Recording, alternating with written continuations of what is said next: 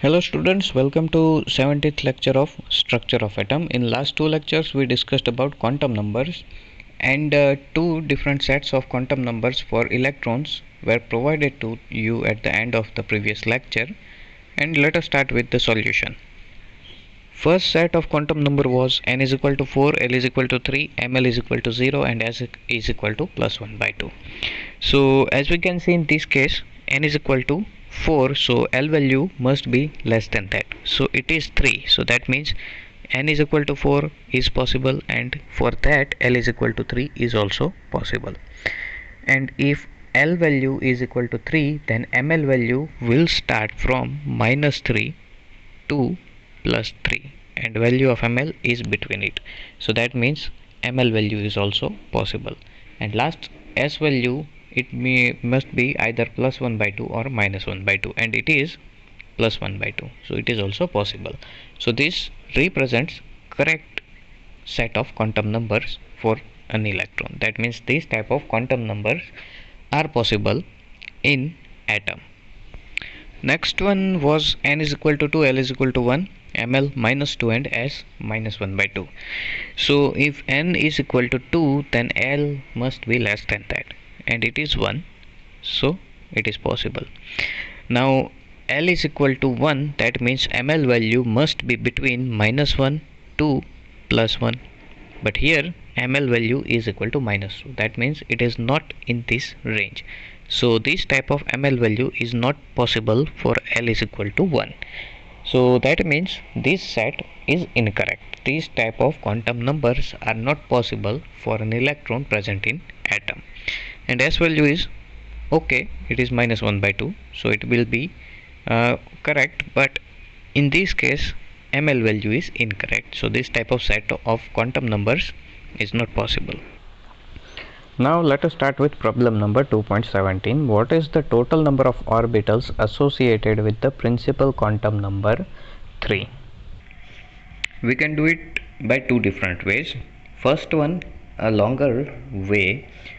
All you have to do is find possible ml values for all the possible l values present in n is equal to 3. That means n is equal to principal quantum number. From the principal quantum number you will find azimuthal or subsidiary quantum number l values, and then find all the possible ml values, magnetic quantum numbers, for given azimuthal quantum number.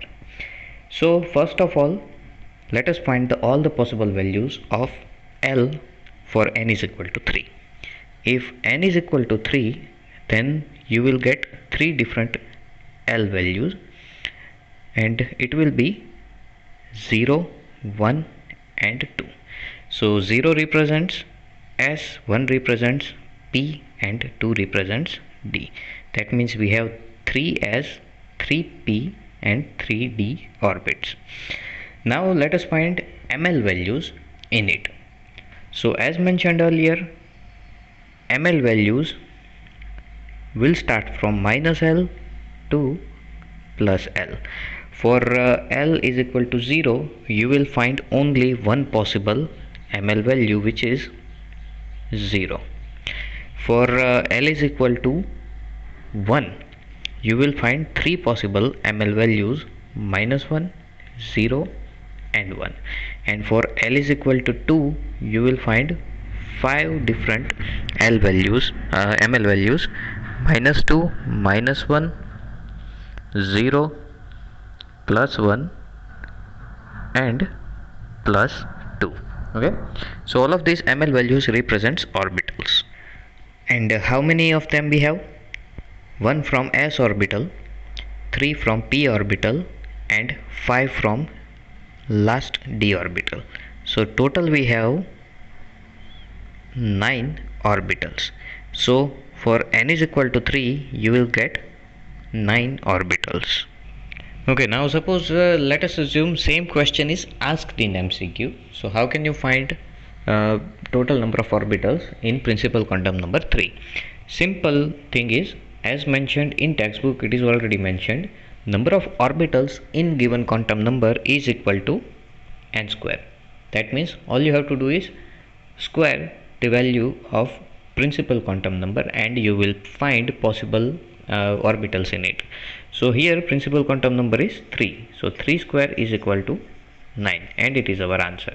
We have total 9 orbitals in given principal quantum number. Next problem, using SPDF notations, describe the orbitals with the following quantum numbers. First, n is equal to 2, L is equal to 1. Then we have n is equal to 4, L is equal to 0, n5, L3, n3, L2. So it is comparatively easy numerical. All the n values will remain as it is, and L value, you have to convert L values as mentioned earlier. 0 represents S, 1 represents P, 2 represents D, and 3 represents F. Just put the following alphabets as per L value. So if n is equal to 2 and L is equal to 1, that means it represents 2P. Okay, value of n will remain as it is and L1 will be P, so it will be 2P. Then we have second n4 L0, so 4 S represents S0 represents S. Then we have n5 L3, so 5 F, and last one is n3 L2, so 3 D. Okay, so these are the values 2P, 4S, 5F and 3D. Next point is shape of atomic orbitals. Now before we start this point, first keep in mind, as mentioned earlier, when we describe or represent solar system, we draw circles around the sun as the orbits of planets, but actually we do not have these type of solid shapes around the sun.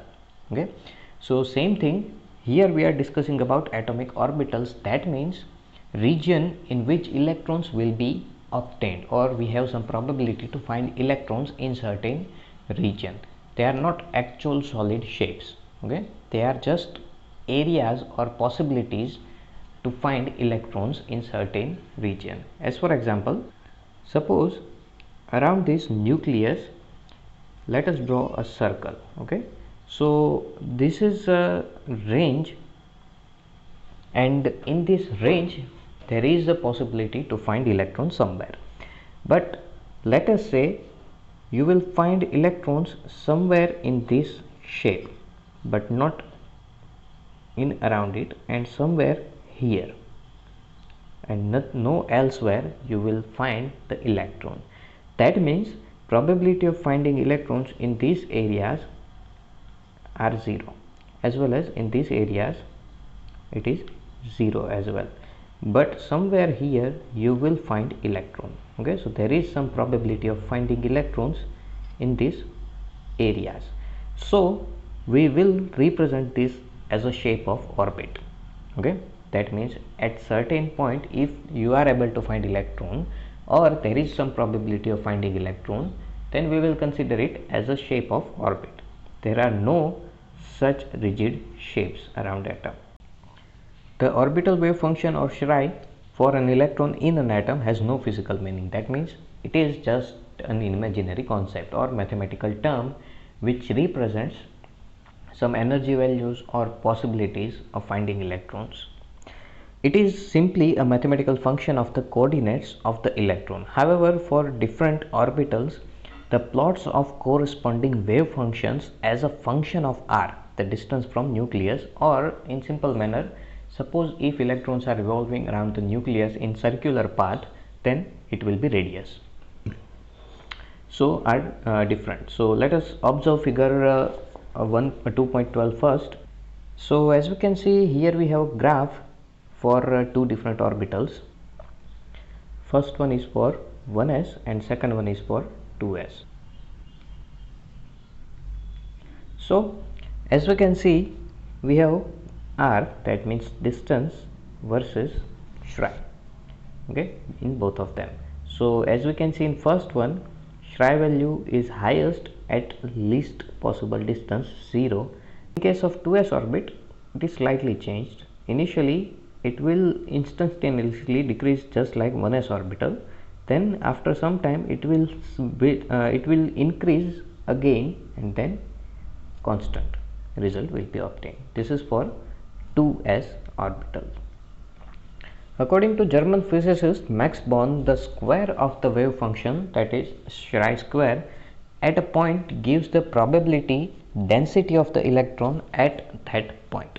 That means whatever the value of Schrei you get for a certain area around the nucleus, when we square it, you will find density of electron, possible density of electron at that region.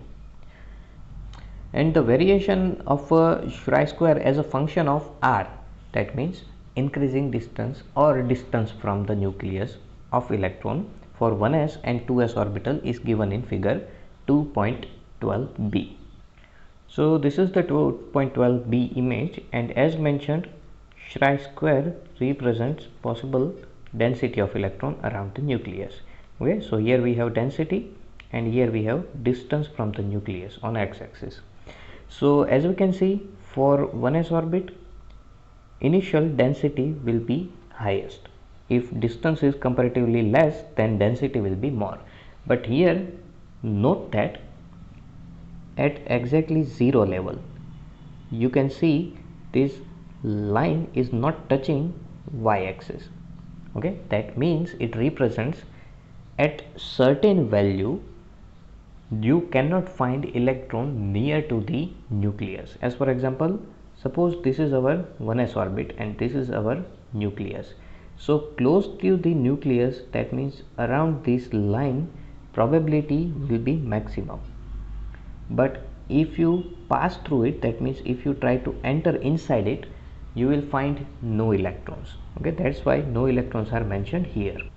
That means if we zoom in this graph, then as you can see, this red line is not touching with x-axis. That means if you want to try to find electron here, then no electrons will be present here. Okay, that means distance wise, if you try to find electron in this distance from the nucleus, then no electrons will be observed. So now as we move away from the nucleus, possibility of finding electrons or density of electrons will drop down instantaneously, and then it will almost reach to the zero afterwards.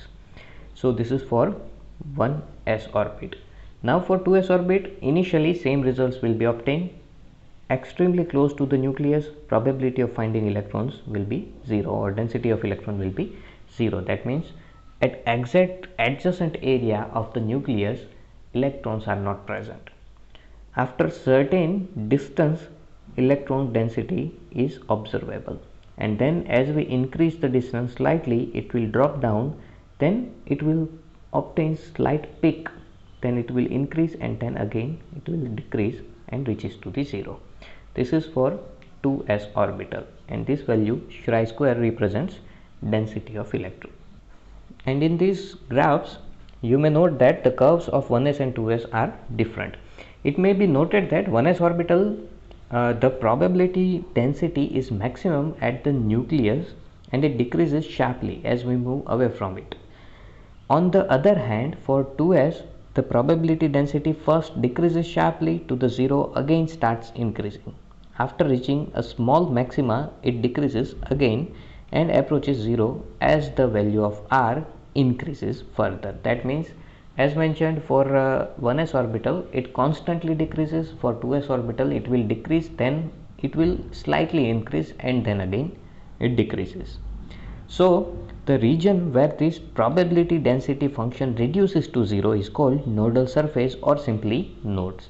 That means in given example of 2s orbital, this will be our nodal planes or surface. Okay, probability of finding electron inside the s orbital will be 0 somewhere, and this is 0 probability.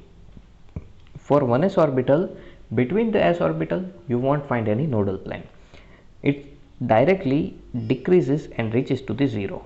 Okay, no these type of intermediate values or in between 0 values are obtained. So nodal value in 1s orbital is equal to 0, in nodal value in 2s orbital is equal to 1, as we can see from this graph. That means probability of finding electron somewhere inside the 2s orbital will be 0.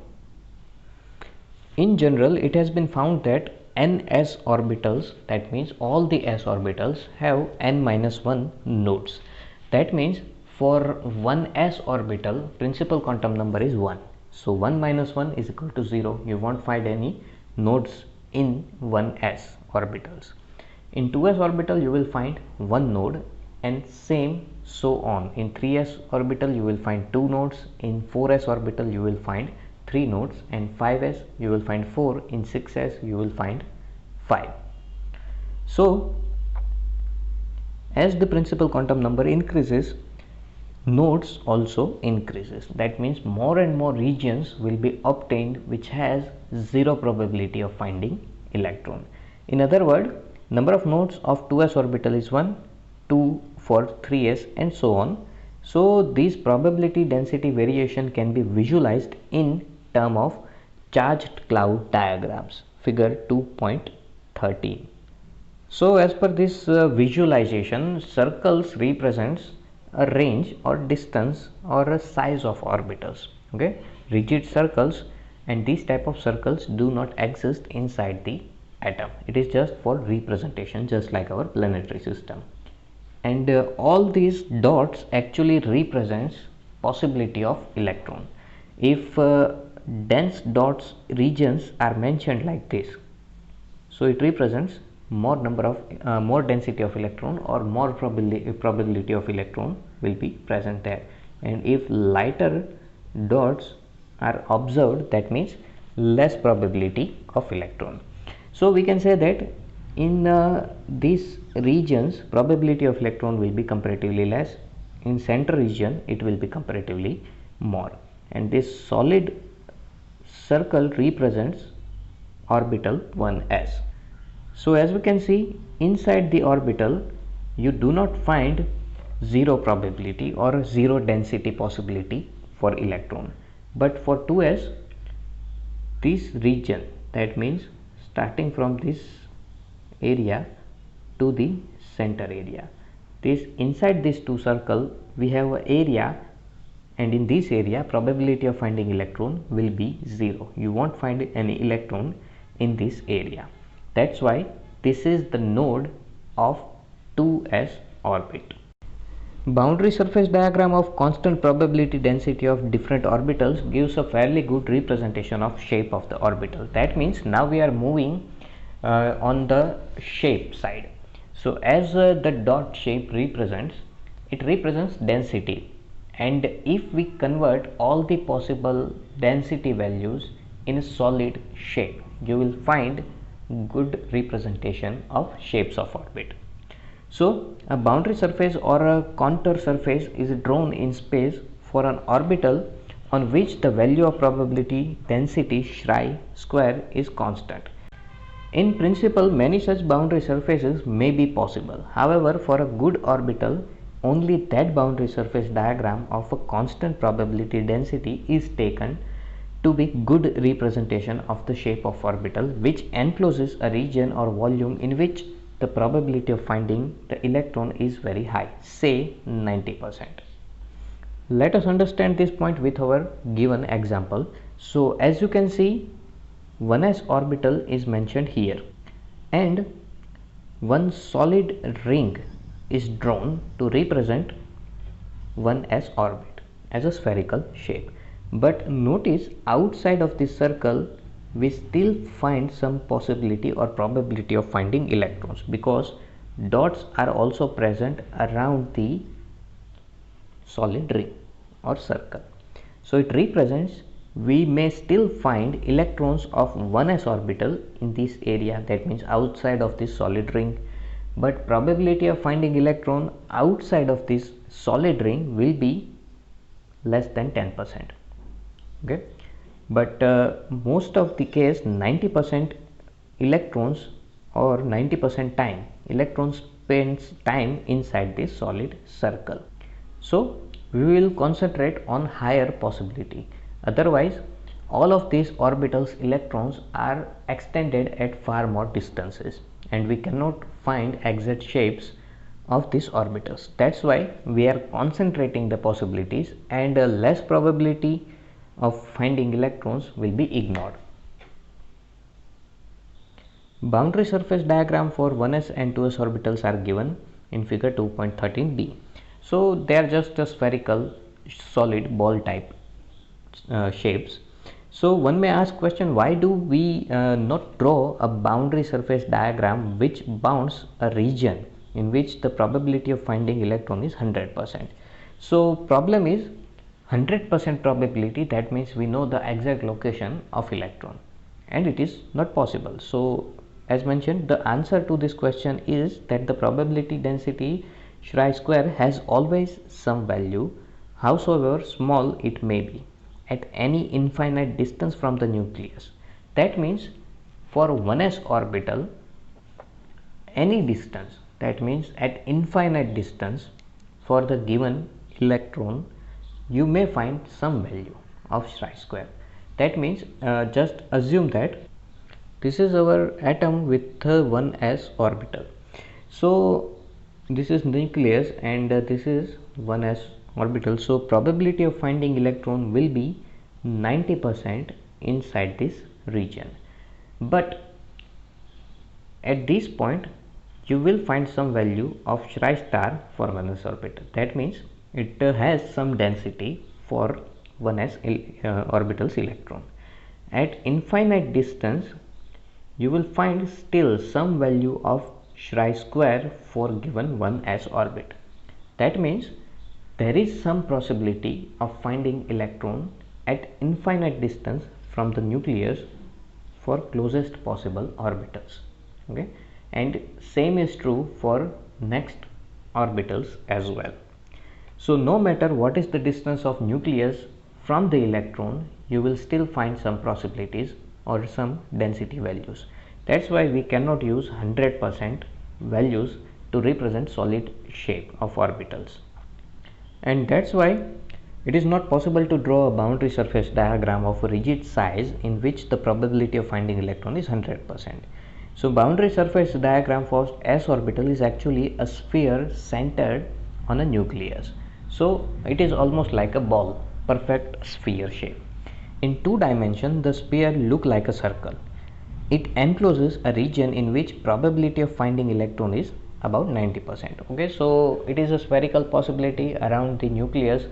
Spherically for s orbitals, spherically you will find 90% of probability of finding electrons, as shown in these images. For 1s orbit and 2s orbit, we have 3-dimensional sphere-like shapes.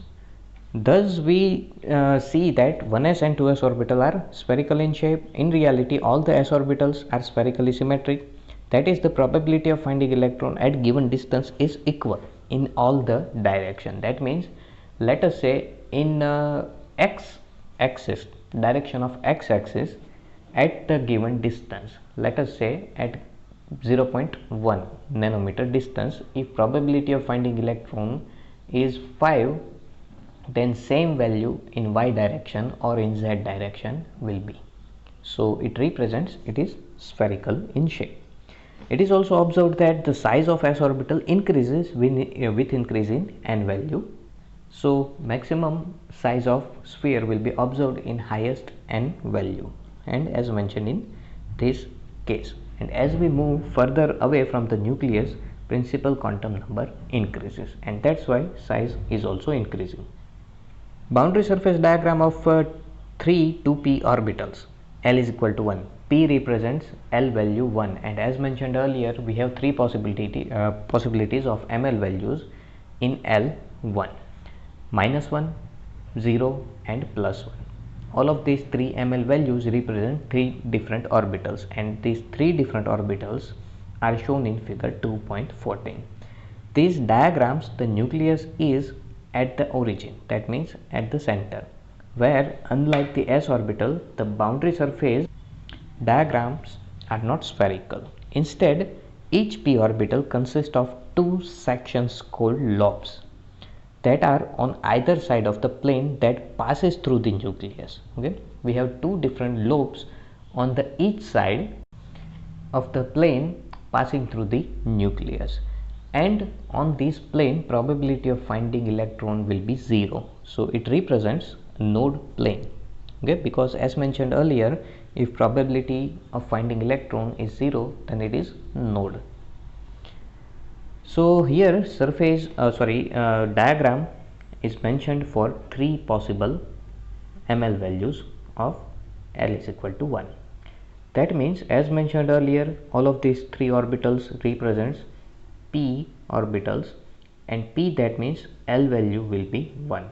For given L is equal to 1, you will find 3 ml values, which is -1, 0 and +1. So let us say one of these 3 represents L is equal to -1, then second will represent L is equal to 0, and third will represent ml is equal to +1. And for given p orbit, you will find 2 separate lobes. So here we have a lobe, or let us say balloon like shape or egg like shape, and we have a second lobe or balloon like or egg like shape. They are separated with a plane present between them. Okay, here we have a plane passing through the nucleus. Nucleus will be at the center, that means here, and this plane is passing through the nucleus as well, and these two lobes are not touching each other. They have some gap between them, and in this gap probability of finding electron will be 0. That means you will more likely to see image like this if we can zoom in enough. Okay, two different lobes separated from each other, they have gap between them, which is node or nodal plane of them. That means probability will be 0 between them. You will find some probability in these two lobes, but between these two lobes it will be 0. And second thing, these p orbitals are represented as px, py and pz depending on their orientation. If lobes are present on x-axis, then they are represented as px orbital. If they are present on z-axis, then it will be pz, and if they are present on y-axis, then they are called py. And all of them will be present at the same time. Okay, all of them are present around the nucleus at the same time. But if we mix them together, then our image will be comparatively very complicated. With this p orbital, initial s orbitals are also present. That means here 2px, 2py and 2pz orbitals are mentioned. It represents, before that you will get 2s orbital, and before 2s you will get 1s orbital. So if you have 2px orbital, then you must have 2s orbital and 1s orbital, and all of them are present at the same time. So if you try to explain, or if we try to show all of them at the same time, then our image will be extremely complicated. So that's why we are representing them separated. So probability density function is 0 on the plane where the two lobes touch each other. That means actually according to probability or density possibility, we can say that lobes are not touching each other. Otherwise there will be some possibilities. The size, shape and energy of these three orbitals are identical because they are present at the same level. The difference, however, is in the way the lobes are oriented. That means spatial oriented orientations gives the main difference. So as mentioned earlier, we have three possibilities: either they are placed on x-axis or on y or on z. Based on that, we will call it px, py and pz. It should be understood that, however, that there is no simple relation between the values of ml -1, 0 and +1 and x, y and z directions. Ml value, as mentioned earlier, we have three possible ml value for L is equal to 1, which is -1, 0 and +1. And here orientations of these px, py, pz orbitals are mentioned on x, y and z axis. So no direct connection is there between -1, 0 and +1 and x, y and z. And for our purpose, it is sufficient to remember that because there are three possible values of ml, there are therefore three p orbitals whose axes are mutually perpendicular. We know that x, y and z axes are perpendicular with each other. Now, like s orbital, p orbitals all increases in size and energy with increase in principal quantum number. That means 2p orbital will have less energy than 3p and 2p will be smaller than 3p, and so on. Same is possible between 3p and 4p, between 4p and 5p, and so on. So as we move away from the nucleus, principal quantum number, size and energy will increase for p orbitals as well, just like s orbital, and same will be true for upcoming orbitals. Further, like s orbital, the probability density function of the p orbital also pass through the value 0. Besides, at the 0 infinite distance, at the distance from the nucleus increases. That means, as mentioned earlier, at the infinite distance there is still some possibility of finding electron of given orbital. So that's why no 100% shape is possible. We will again concentrate on 90% possibility. The number of nodes are given by n minus 2. So in this case, number of node for s orbitals were n minus 1. For p orbital it is now n minus 2. So 2p orbital contains no nodal planes or no nodes. 3p however will have one node and 4p will have two nodes, and so on. Now next we are moving on L is equal to 2. L is equal to 2 represents d orbital, and the minimum value of principal quantum number n has to be 3. That means n and L relationships, as mentioned earlier, value of n must be greater than L. So as mentioned here, now we are moving on L is equal to 2. So we need at least 3 of principal quantum number. Okay, so that means if you want L is equal to 2, then you have to start from principal quantum number 3. For n is equal to 2, L value, maximum possible L value is 1. It cannot be greater than 1. Okay, so same is mentioned here. The orbital is known as d orbital, and minimum value of principal quantum number has to be 3, as the value of L cannot be greater than n minus 1. There are 5 ml values starting from the minus 2 to plus 2, and thus there are 5 d orbitals. The boundary surface diagram of d orbitals are shown in figure 2.15. So in this figure we have 5 different possible orbitals and boundary surface diagrams of them. So as you can see, we have 5 different possibilities. So let us discuss them step by step. So first 3 we will categorize them into 2 different parts. First 3, as we can see, we have dxy, dxz, and then third one is dyz. So let us concentrate on one of them. So first one is, as you can see here, dxy. So as we can see, this will be present between x and y. No orientations or contributions towards the z orbital. So you can ignore the z in it. So let us concentrate on x and y axis only. So this is our y axis and this will be our x axis, and these lobes are present between their planes. That means xy planes.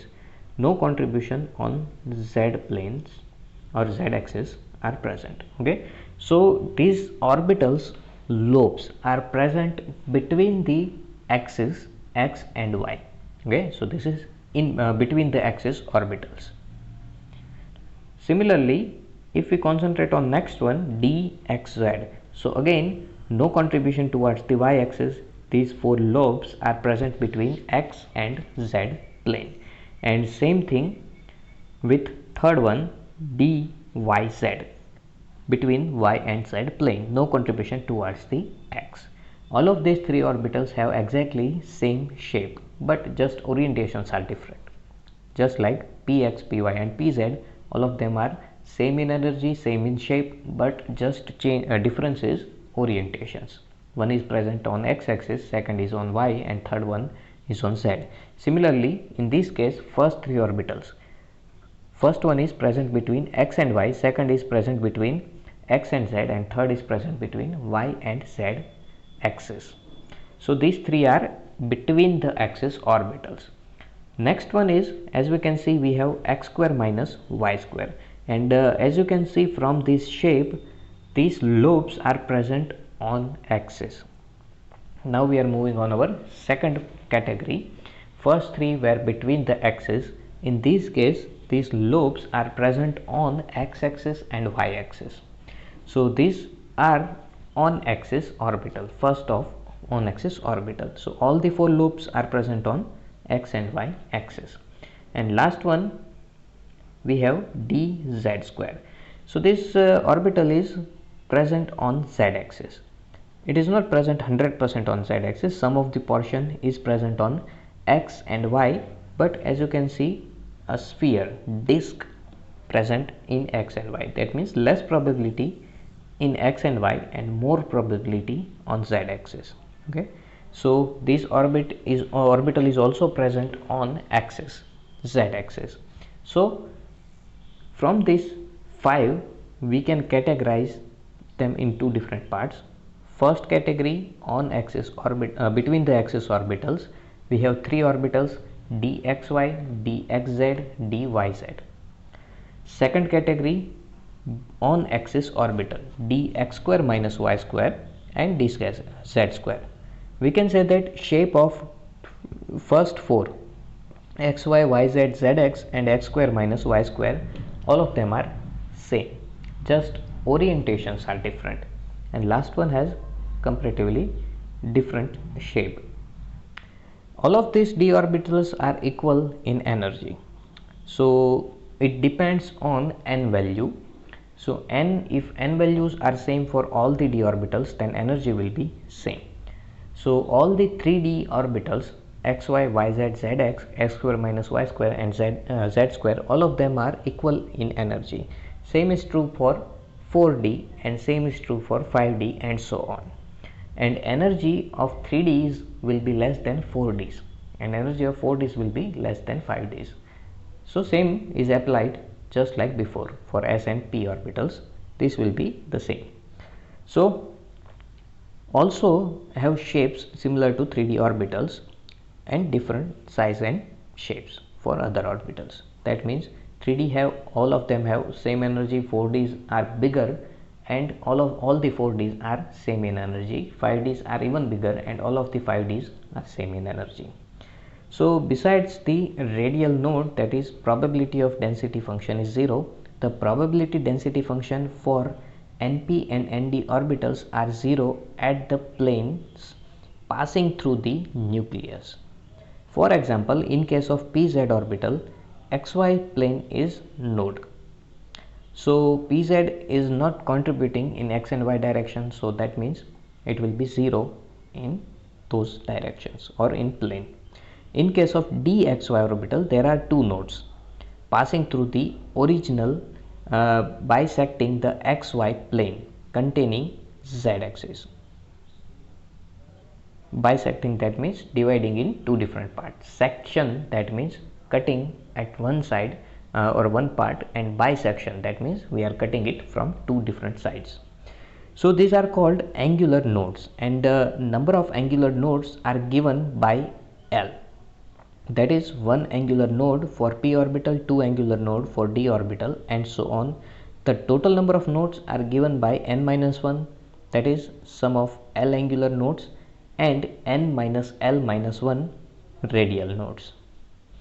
Let us say for dxy, so as we can see, it is present between x and y, z axis. So dxz, so that means we can pass two different planes from this orbital. One is passing through this direction, that means from z direction, okay, and one is passing through this direction, that means from x orbital, okay. So you will find two different planes passing through them and probability of finding electron will be 0 in it.